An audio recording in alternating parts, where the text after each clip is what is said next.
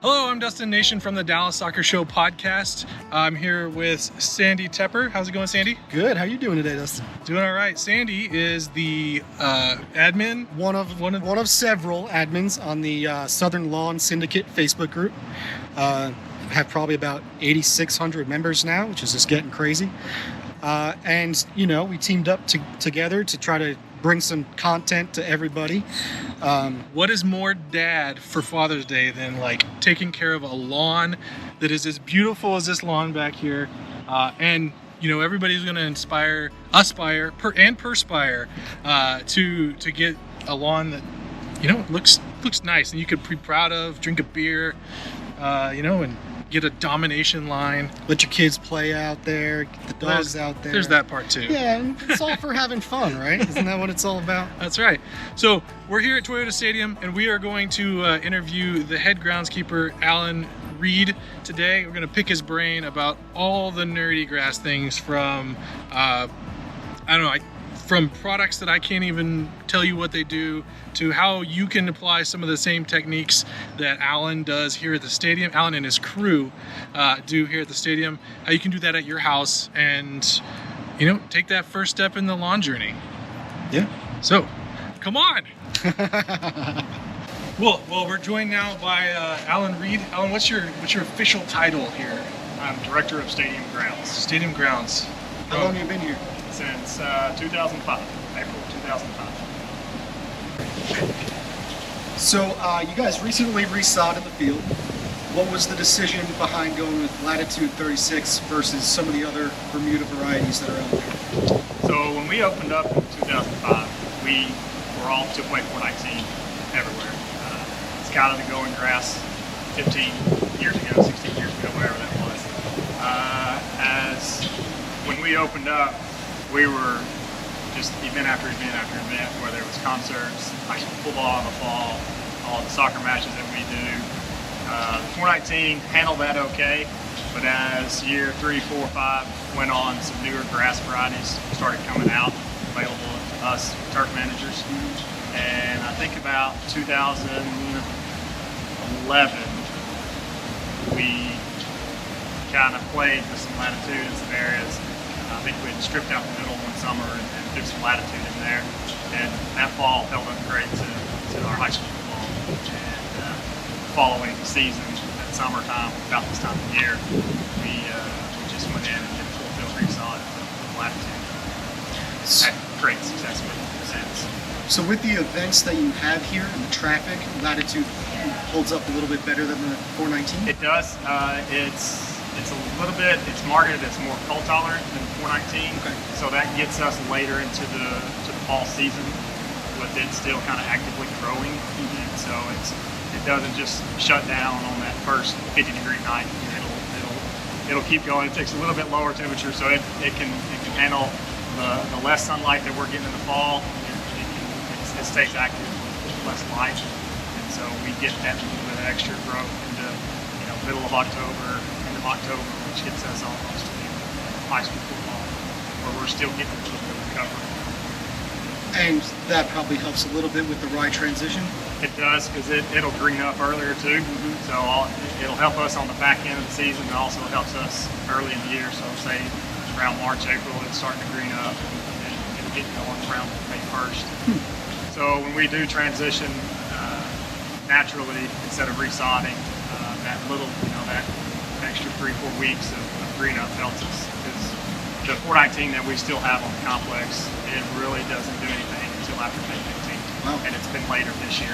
Oh yeah. With the weather we had in February. I think that sent everybody back. So that's how you keep the stadium or the field so green the whole year, is you change the grass types? So in the fall, come around October, we'll throw a perennial ryegrass out, and then that'll get us until about this time of year. So those winter months we're playing on ryegrass just to give us some color and keep that playability. Because we do quite a few events in the off season of MLS. Yeah, that's when football's played. We do 2 college football games. One in December, the Frisco Bowl, and then the NCAA FCS Championship, which is normally in January. We do that. We hosted that in May this year. May. Does the COVID. So But yeah, COVID, they played spring ball. Yeah. And it rained the entire game. we'll get into irrigation here a little bit, but like, if is that how if I'm at home and I'm like, man, I want my yard to be green all year long. Am I gonna take and like, how do I do that at my house to get the green all year long? Like, what's the rye process? Yeah, what's the rye process? Do you want to mow it, or do you just want it to be green? When you want to paint? You can paint it. No. So what different types of transitioning do you do or have done to go from Bermuda to rye back to Bermuda? You know, you've been doing it naturally. So are you verticutting and aerating and getting cleats on there to push it in? You know, everybody has different techniques for doing the rye. We do a very, very aggressive verticutting. It's a process called phrase mowing, and we have a machine that's got a rotor on it with small teeth on it, and we can go in there, and it's the same machine that we use to strip the field out. You can set that, you can dial that in. It's set by millimeters. You can just dial it in, depth you want to go. We stripped out 1 inch just a few weeks ago, so you can strip out 1 inch, or you can come in here and say, I've got, 1/2 inch of organic. Let's strip out 1/4 inch of that. You can strip out 1/4 inch of that, and the way we use that to naturally transition, we can go in there and we can set it at a depth that we can take the crown of that ryegrass out, but it'll leave the guts basically of our Bermuda grass. So once that Bermuda grass is then exposed to light and to warmth, it'll start growing and regrow, and over a couple weeks, it'll regrow. Well, this way you're not losing that, you're not getting that dormant Bermuda look. So it's still maintaining that green from the rye, and then the Bermuda's coming through. So it's a little bit smoother than some of the spraying out techniques, maybe? It's smoother. The Bermuda grass doesn't get stunted from being sprayed. So it's healthier, and it's ready to go as soon as that Bermuda grass gets that light. Once you take that ryegrass canopy off, it'll get going. Yeah, because even in the Southern Lawn Syndicate Facebook group, we got some people doing it both ways. Last year I tried to transition naturally. It didn't work out great for me. Some of that rye hung on until July. I bet if I didn't spray it out this year, it probably would still be there based on the cold temperatures we had. So I went with Revolver and I used that. Yes. And it was pretty smooth. I mean, everybody else greened up before me, but now it looks good. Right, yeah. So I guess it's, catch-22 of what exactly you should do, the temperatures and all that stuff. And we've used that before. We use a couple of different things, but pretty much anything that we use will ding the Bermuda grass a little bit, but it's give and take. What do you want? Let's get rid of the ryegrass, because you've got to get rid of it at some point, or you're going to go all summer thin. Yeah.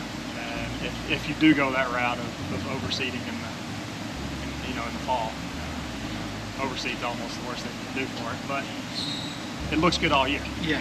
And, other than a couple of weeks right around this time when you're transitioning. But, as low as some of you guys keep them at home. Yeah. It fills in pretty quick. We can also keep people off of it. Yes, you can keep people off. You can't afford that. Well, you mentioned keeping it low. Like, what's the height of cut that you guys use here across the So pitch? we're at 5/8 all year round. You don't raise it up at all during the... No, because that 5/8 we can stay tight, and we've just figured out that the tighter we can keep it, the stronger it is in the fall. Do you think that Latitude will be a little different than 419 as far as playing with the heights, or you could still maintain that 5/8? So the training field is 419. Right. So we have both still, and we manage them the same, mow them the same. That field is a little bit older. Fertility is going to be a little bit different out there, just because it's an older field. It doesn't require what the stadium does, but the mowing height and basically maintenance and culture practices are all the same on the two grasses. We do see a little bit of growth difference in them. The Latitude is more upright growth, where the 419 gets real viney and real thick. But we do some other maintenance to PGR? We do, yes. What is PGR? Great question. Plant growth regulator. Okay. And why do you use plant growth regulator? We use it. We don't use it to slow the growth down. We use it to make the plant stronger. So Okay. it's not using its resources to grow. It's using its resources to get stronger and drive our roots down. Okay. So that's the main purpose of it. Slowing the growth down. That's kind of an extra benefit, and we can kind of we have everything just dialed in and can kind of control it that way. Okay. So for thickness. For thickness, Okay. yes. So I read an article on the Southern Lawn Syndicate posted by this man about grass having hormones. What do you do with teenage grass? Does it just fight? Like, how does this work? I was talking about a product called PGS, so a stimulator versus a regulator, and it has those. So, I mean, you can get technical if you want, but it has gibberellin acid, so it's giving it more of that and a couple of other hormones too, while the T-Nex or whatever PGR you're using is going to try to suppress that a little bit. So I guess that's where Dustin's kind of going with hormone levels. All I heard was hormones. I live in a house full of three girls and a wife, so. Yeah, it's good stuff. It's good stuff to play around with. I think a lot of us are getting into it now, especially the ones that are real mowing, because maintaining those low heights, you want to break in some of this 95, 100-degree weather. Yes, for sure. And it does make it look more green too. Yeah. Because it's a little tighter, like you said. No, it is for sure. Do you want to talk about shade a little bit? Yeah, we are in the nice shade of the concert stadium here, and I see a brand new awning across the way. Has that presented any challenges to how you take care of the grass here? Yeah, so it has. So basically, in the fall, we basically have two fields that we manage. We manage the shade portion and we manage the full sun portion. The shade line will start creeping out on the field probably about August 15th, and it won't get back onto the concrete until about May 15th. So there's parts of the field down on the south end that might see the full sunlight for 4 months out of the year. So as that shade line starts creeping out, we will actually use plant growth regulator on that once a week. Because with it getting no sunlight, it's going to get stretchy and real stringy. So we hit it each week at a low rate, and that keeps it from trying to reach that sunlight. We have some artificial light units that we'll use, and that can supplement the sunlight. Do you use that at all when you're doing overseeding with rye? Use the grow lamps or anything? Yeah. So it actually it works really well on ryegrass and new ryegrass to kind of get that established. Yeah, because you can cut it down to like 5 days or so, right? Maybe even less. And it depends on the temperatures. Yeah, true. Yeah. They provide a little bit of heat. We haven't seen a whole lot of benefit from the heat. Just those lamps are 6-7 feet off the ground. They've got some good heat right there at the lamp, and they'll keep some frost off the ground, but they're not going to warm our soil temperatures up too much. Yeah. Well, I have a question. So I just put a patio cover in my house, and I'm having a very similar situation where my backyard faces north, and in the winter, that shade from the sun doesn't get down onto my grass as much anymore, and it's starting to thin. So what can folks at home, like me, asking for a friend, like what can we do? We don't do we go buy grow lamps? Like what are some things that we can do to deal with excess shade and not have to maybe switch grass types, or is that the only option? Yeah, I mean, who wants St. Augustine anyway? You can't. Right, yeah. You can just put half of the field of St. Augustine and... I would think zoysian. Okay. No, a grass variety is probably be one of the main, be the first, maybe choice, or even maybe, rethink what you want right there. Maybe put some landscaping beds or something there. Because I battle some of the same stuff at my house on our north porch. And, it kind of is what it is. So it's a losing battle. We've got 3 acres, so I'm not real focused on that, 4-foot strip right there. Yeah. But in a smaller backyard, that's something I'd try to be focused on. But, it's in the summertime, you want that shade from that awning or the porch. Yes. or whatever it is. And from this fun sun that we've got. and one thing, even if you overseeded your backyard, that would really struggle, coming out in the spring. So. Okay. That's kind of what happened in my front yard's pretty small, and it's pushed back towards the house, so it's north facing. Ryegrass looked absolutely phenomenal, but transitioning last year, that's where it was the big struggle, because it stayed shaded for so long that Bermuda wasn't getting that same heat that the back gets, because that's full sun until probably mid-August, like you're saying, just along the fence line. But that was the same problem that I had, and I had 2 trees there. It's also given some shade, so I think just we all battle those same issues. I think shade-wise here, your house, I think it's just you do the best that you can with it, right? Yeah. And even this year we didn't have our light units. We had some rentals, and we kind of gave up that rental, and then they went to another facility, and the plan was to have some more back here in the fall, and it just didn't work out. And so we went all last fall with no extra lighting down there. So we had to rethink our approach down there. Now we hammered it with ryegrass, knowing that we were going to transition this way. So we kind of had, we had that luxury. So just a few pounds per thousand. Yeah, it was just a few. I lost count. Back the truck up and just dump it. Yeah. So, kind of keeping along the same lines as shade, Virgil Ross Green from Twitter asks about traffic and from kids and dogs. You guys get plenty of traffic here with the football and concerts, yep. Soccer, some sport. Yeah. What kind of things do you do to repair the grass or make the grass more resilient to these type of high traffic events? So our approach to everything is we're very proactive, and I tell my guys, hey, we're going to do all this during the week before an event, and even in our planning process, we're planning right now for high school football in the fall. We're thinking 4 or 5 months down the road, and so everything we do gets us to where we need to be and healthy and strong at that point. We don't want to be reactive. If we're reactive, something went wrong with one of the games, and we don't like to be that way. So we are, from our management, from our cultural practices to our fertility, everything we do is to make that plant as strong as we can get it.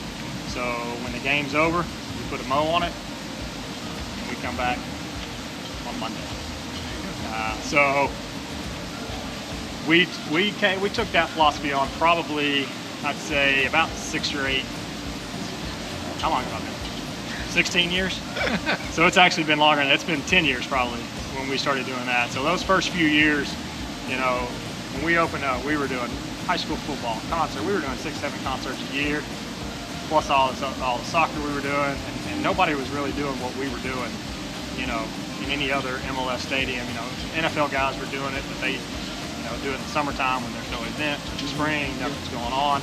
We were doing everything in season.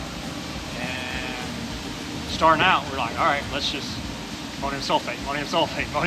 Let's just, we were put, Just hit it with fertilizer. Yeah. Your weed and feed. So, we were doing a pound every 2 weeks. We're like, all right, just let it grow. It'll grow out of whatever. Well, that didn't work out. We resodded every year those first 3, 4, 5 years. Then we needed to do a different approach to it. It's like, okay, we're not gonna. It just happened to be 1 year we were not going to be able to resod that summer. So just with the events we had going on, like, okay, we've got to. Luckily, we had time. This wasn't just something that was thrown on us in May. So we knew the previous fall that, okay, we've got to carry this on through the summer. We're going to have to get rid of the ryegrass naturally, just do something. So our approach started then, just with our fertility and our aeration program, everything we did, helped us get stronger. And anything we have out here, whether it's football, whether it's a concert, whether it's soccer, whether it's camp, whether it's anything we have out here, we want to be as strong as we can be, just so we don't run into a deal where that football game got us. We're preparing for weather, we're preparing for worst case scenarios, basically. The NCAA game we had back in May, just a few weeks ago, it was right during all that rain. We saw the forecast. We're like, okay, well, we got a couple of good days to paint, but then Saturday, Sunday, they're calling for a few inches of rain. There's a piece of equipment that we rented. It actually injects air into the ground, fractures that soil profile, creates airspace in that profile, and so we're able to create more drainage for the field. It rained the entire first half, and even some in the second, and the field played great. Never ponded, never puddled. You didn't have to go out there with a tamper? Didn't have to pushing go the out grass there. back down? So, although that was kind of a last minute deal, that was, that's kind of when you want to run that machine. So we have, just with all the technology we have, there's everything, we have pretty much, what we need, here in our little tool shed to get us through these events. But, there's stuff that we can rent or whatever, but just always be thinking, being proactive and watching forecasts. Something that I've heard, and I've heard it a lot recently, is you kind of have to fail or kill grass at least once to kind of figure out what you're doing and what to do going forward. And it changes every year. I mean, we've never had this freeze that we've had, this past winter. So everything's going to change. But if you can have a plan for a worst case scenario, like you were talking about with the rain, then you can figure out what to do in preparation for that. And you'll know for the future what to do in preparation for that. So those cultural practices kind of evolve over time, right? Yeah, they're ever changing. We have a base plan of what we did last year. I can look back all my records from when I first started here, and it's similar, but it's different. And we have tools that we can measure moisture, so we're not guessing on when we need to water. Can we bring that thing over here? Yeah. Where'd you put it? This caught my eye a little while ago when you first walked us in here, and those probes and everything that I saw on it were very, very interesting. So talk about this a little bit. So this is our moisture meter. It's got 4 prongs on it. One measures temperature, soil temperature, one measures moisture, one measures salinity in the soil, and then one measures EC. And so what this does, we'll go around, it's Bluetooth with my phone. I have an app for it on my phone. We'll go around, stick it in the ground, hit measure, it'll automatically give us our readings right there. It shows up on my phone. We'll measure, I don't know, say 100, 150 spots over this 2 acres and get a good map. And once we're all done, we'll upload it, and it'll give us a nice colored map and show us where we're maybe wet, maybe dry. If it's summertime, we'll do it around lunchtime during the summertime. So that way, after lunch, we know if we need to have spots that we just need to go hand water, or even do a full field, cycle. Yeah. Wait, so you water it during the middle of the heat of the day? Yes and no. When y'all got here, we were watering. I don't like to water it in the middle of the day because some of that water, when it sits on that leaf blade, can burn it. And right around our heads, if you do it too often in the summertime, you'll start seeing a little yellow ring around there. And with our water, it's well water. It's real high in salts and bicarbonates, and so it's real bad. Let's talk about that before you go. I have to interrupt you because the native soil here, I'm originally from the Northeast, and the native soil here is absolute garbage. So I know you bring in other kinds of soil and change the soil profile here, but the amount of bicarbonates that are in this soil is absolutely crazy. So as also a homeowner, what can you do to kind of flush that out and decrease pH, decrease the amount of calcium? I mean, calcium's there, but it's just not available. We have such high salt. So what can we do there that can help us? So we do several things. We have an injector on our irrigation system that's pumping in.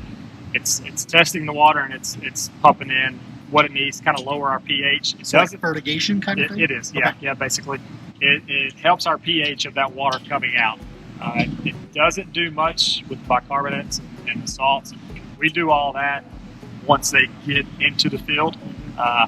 So we have basically a flushing program with our fertility. We've got some liquid that we can spray, and then we'll put out it's a product. It's high in gypsum and calcium, and basically you can just flush it. Is that the Earthworks? We use Earthworks products. The Earthworks, it's the Kick Brents is the liquid that we use, and then I think it's an Anderson's product. It's Vertical. It's basically a gypsum product. You just go out and get some gypsum or whatever, and you can apply that and just run a heavy water cycle, and it'll flush it. It'll flush it. It will make any of that calcium that's there available. You can make it available too. Yes. Yeah. So that kind of goes to soil testing. Yes, it goes to soil so testing. We're soil testing, a couple times a year, and basing everything we do on those soil reports. A&M or I wish I could say it's A&M because I went to A&M, but no. I don't want to get you in trouble. The old mother's going to be on the phone. Becky's going to call you. Yes. It is it's a lab that Earthworks uses. Okay. Yeah. So I want to say it's up out of Ohio. It's not Ohio State. Okay. Well, folks like us we would go and plug a little bit of soil or grab some soil and then send it to A&M. Yeah. And they could tell us, what's in the soil, and then from there, I know I've seen a lot of people on the Southern Lawn Syndicate Facebook page. So then we can take those results and then kind of figure out from there what of those things that you were just talking about that went way over my head, we can spray on our yard on Sunday, right? Yes.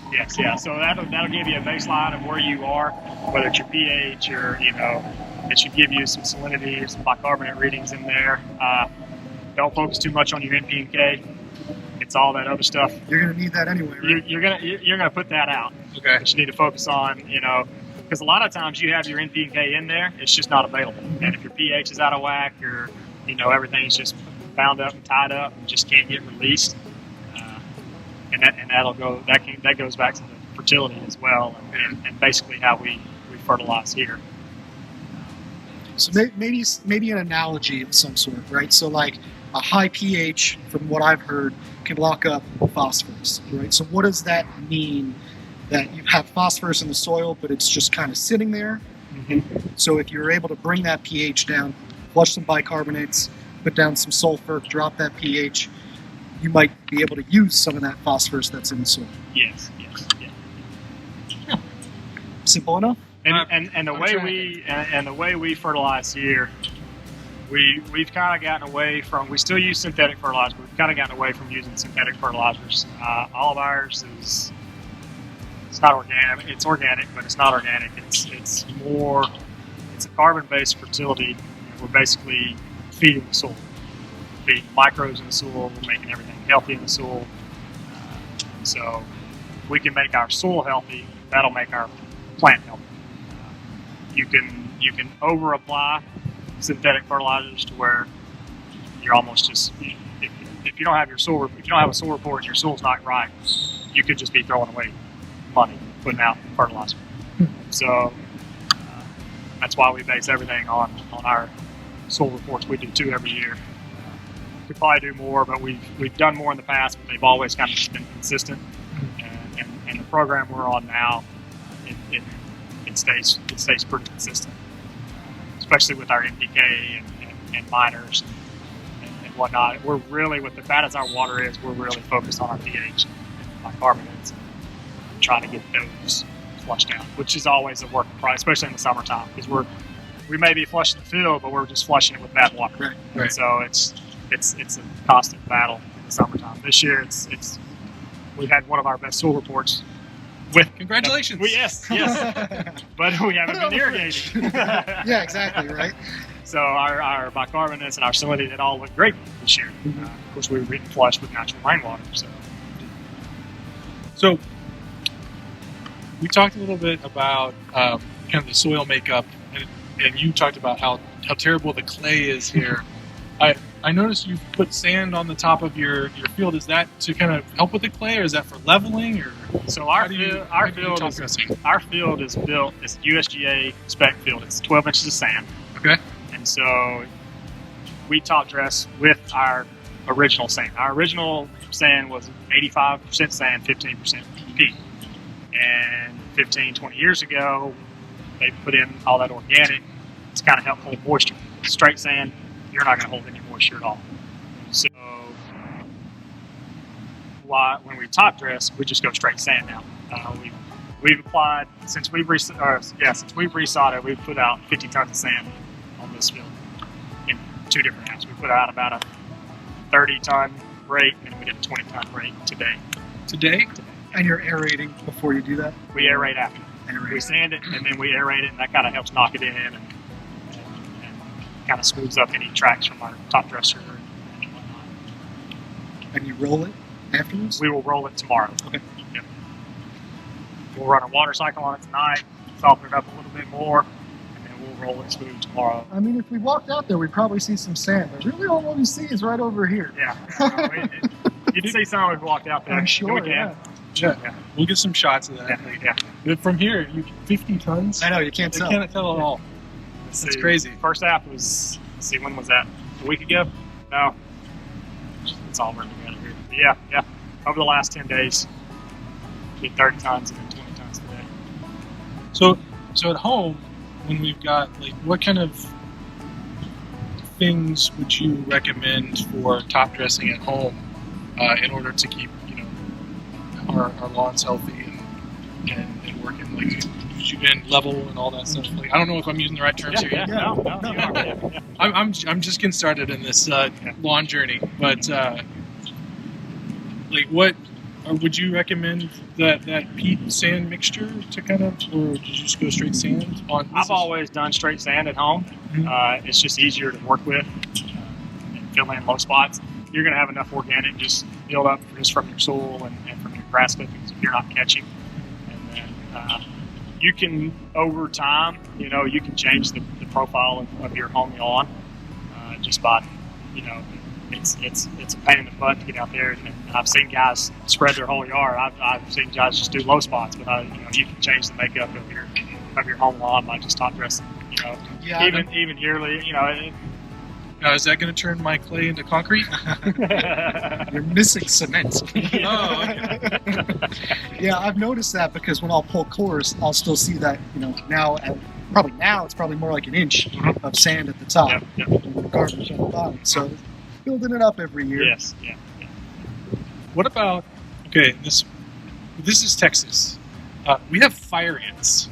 Do you ever have fire ant mounds pop up out on the field? We don't have fire ants. We get some little sugar ants, sheltering just from all the cokes and food and whatnot from the seeds, but don't battle fire ants very often.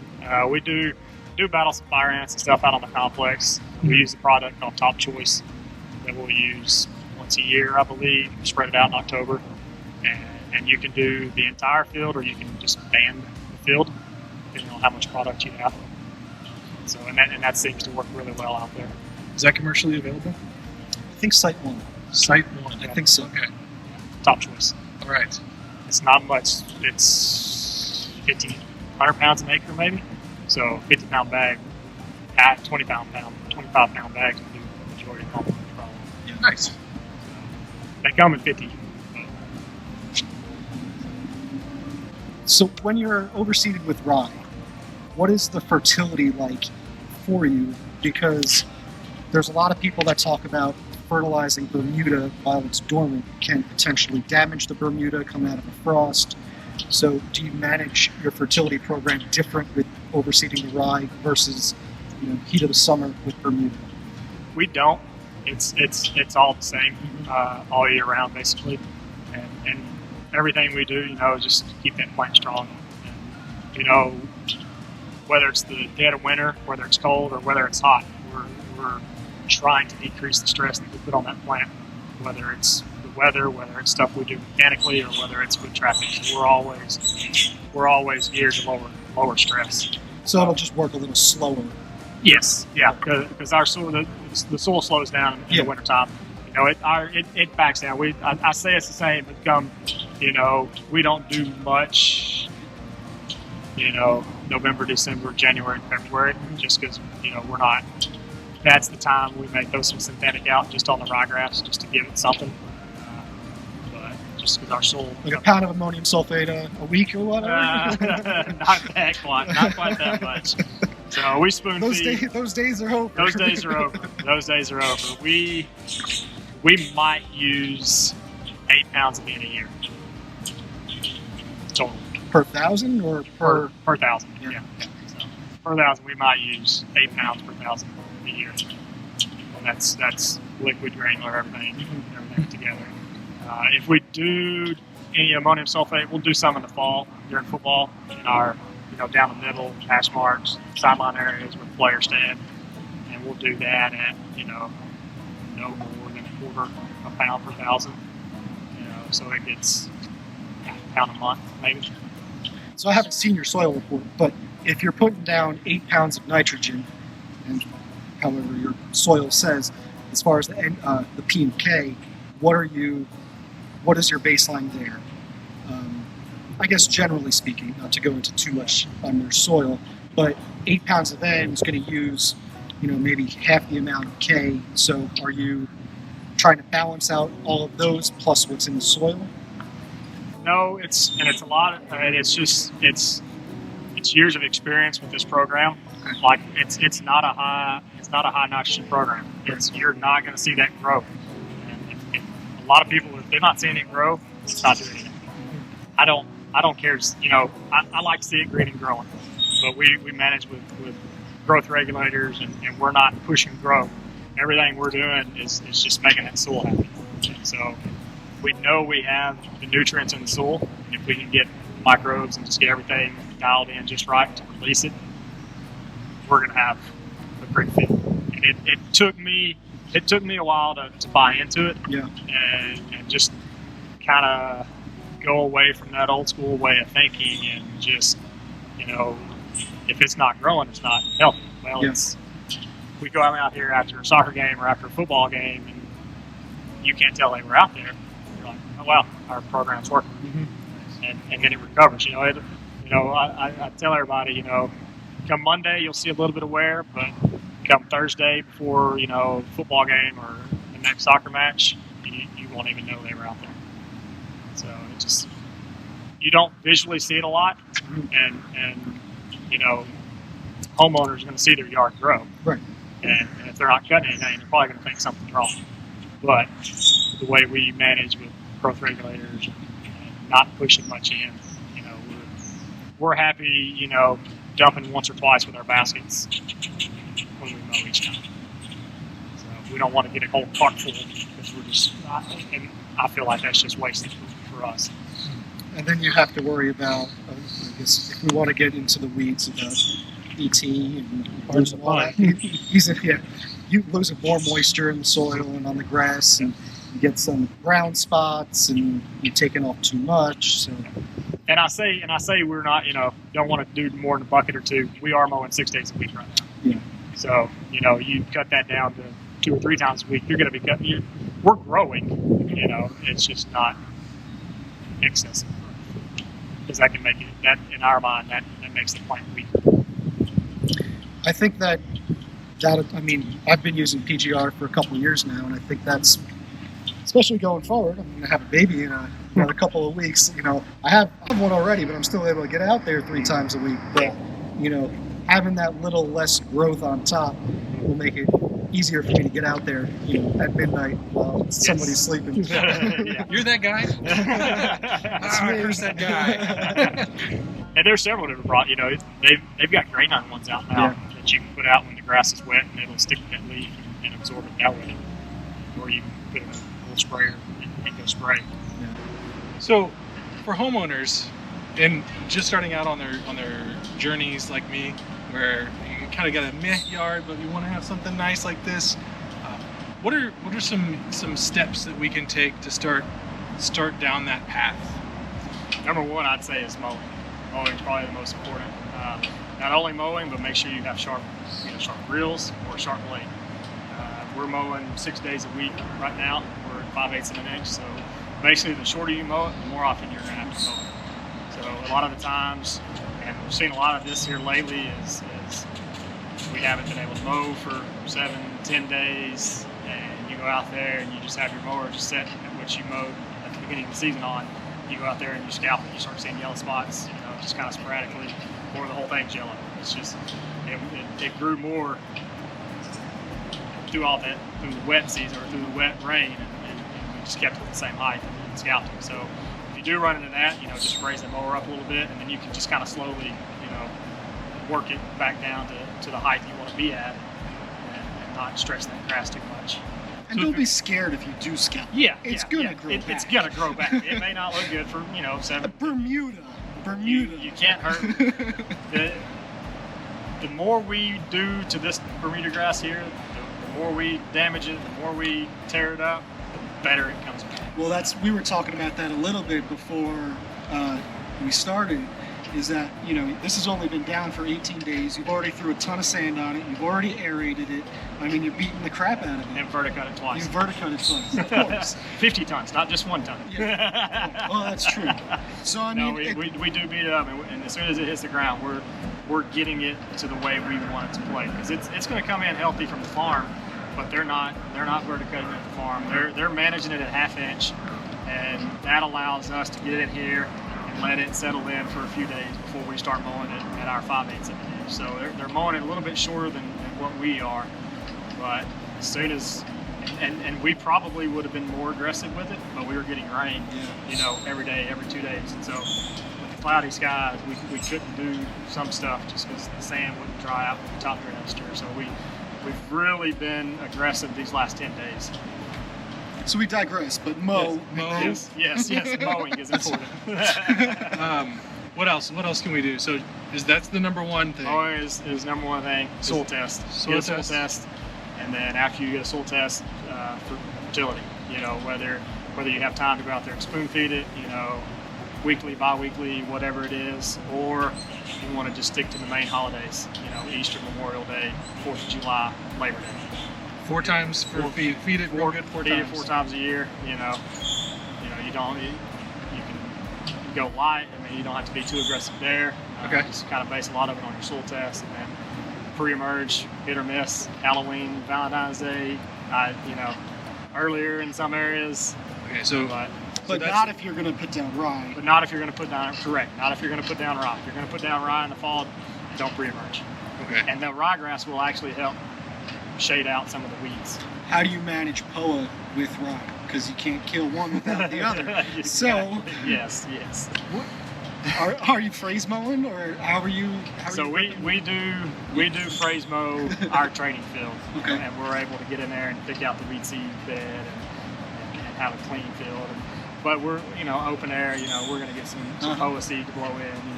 Whether it's from the landscape or it's inevitable we're going to have POA. Mm-hmm. We had POA in here this year, and had an intern ask, "Hey, you want me to pull this POA?" I said, "No, we're just ripping the whole thing out next week." But normally, a good intern. Yes, very good. Yes, ambitious young fellow. Yes. But our normal weed control is a screwdriver and bucket here. Yeah. So try not to use too many chemicals. Just we don't need to with our management program. We don't get too many weeds. Although our side did come in with some good grass. Did you pull that?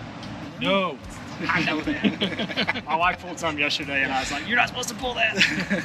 So but it's so satisfying for some people. Yes, don't pull it the nutsedge. Don't pull the nutsedge. No. Yeah, somebody said the other day, they had a comment that they said something like, I pulled it out or something like that. And I said never pull out. And I don't think I've ever got that many likes or laughs on anything I've ever said. That's all that one. Okay, so I have one last question. Now that we got the cultural practices out, what was the biggest challenge or something that you had to overcome, either from an event, either early in your career, recently, anything that was something that was pretty serious that happened that you had to come back from? So earlier we talked about you have to fail to get to where you are, and we were probably at our lowest point January of 2013 at NCAA FCS game. early years, we were coming out of high school. This is when we still had 419. Early years, we were coming in to the fall after high school football. We were pretty thin down the middle, so we would resod for the NCAA game. So we were getting a great field. You know, we were 100% ryegrass. You know, no issues with that in January. We probably had our worst cold weather that November, December. We resodded the middle between the hashes, probably the 6-yard box wide, all the way down the field. 3 weeks after we resodded, we were sitting under 4 or 5 inches of ice for a week. Fast forward.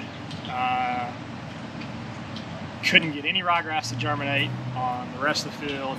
We had top dress, you know, bunch, just trying to smooth out, just our normal stuff that we would do in the fall. The previous 3-4 years, you know, never a hiccup. This year, weather, you know, was bad, and about a week before the game, we started warming up, getting some growth. We're like, okay, and game day came around. Kickers start coming out here, warming up. Kicker plants 2 or 3 times. The sod just pushes up.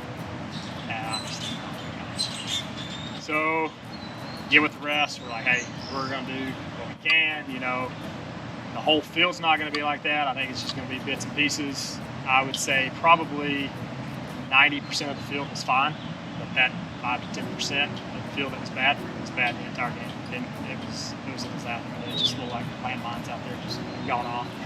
Nobody got hurt, which was good. Yeah. You know, player safety is our first #1 goal, and then comes the aesthetics and everything else. Well, because it's on TV, it still has to look good. Yeah. But you don't want and that's what everybody likes. They like to come out here and see the nice green grass, the beautiful stripes we do, the patterns, and this and that. But player safety is #1. Mm-hmm. Luckily, nobody got hurt, and we're all still around. We all have jobs. But we started managing differently, and that kind of got us to where we are today. And we grew as turf managers, and you know, the whole, you know, grounds department here. You know, we kind of all changed our philosophy on some things, and we're better for it now. You know, you're going to have low points. You're going to go out and you're going to scalp your yard, and you're going to be like, oh, but it's going to come back. The grass is going to grow. You know, we're leaps and bounds ahead of probably where we would be if that wouldn't happen. Last question. At home, do you have a domination line between your house and the next house? No. Oh, Not right now. You just ruined my mental image of Normally, Alan yes. Reed's home. Normally, yes. Not right now. 3 acres has been tough to mow over the last 6 weeks. I can imagine. That's for sure. There's some that hasn't been mowed in probably 6 or 7 weeks. What are you mowing with out there? I've got a 72-inch X-Mark. Nice. Yeah. Heavy. It doesn't take. It is heavy. It's first trip out this year. Got stuck. Yeah. It doesn't take long to do it. I just can't get on it. Right. I might do it when I get home. You can be inspired by this conversation. I get inspired every day looking at this forum and this group on Facebook. I'm like, I gotta go mow. Yeah. My yard is 6 inches tall right now. These guys would frown upon me if they saw what my home lawn looked like. Well, you're here 14 hours a day. I mean, This is our baby. Yeah. And it's it's what we do. It's our main focus. I do love taking care of the yard at home. Well, thank you so much for spending your time with us. If people want to like see pictures that you post and all things like Twitter, where can we find you? ReedAg04. ReedAg04, and then you lurk in the Southern Lawn Syndicate. I am going to post a bunch of pictures of this renovation when I slow down. We always document it, and I can upload a bunch of pictures. And I plan on putting a lot on, just because we had that whole sand pile out there that lots of guys took advantage of. It'll all probably be gone by the time this video comes out, but there's still more out there. Free dirt. Free dirt. I mean, we all appreciate it. That was a great thing to do. Yeah. Well, thanks again, and yeah, appreciate it. Yeah, absolutely.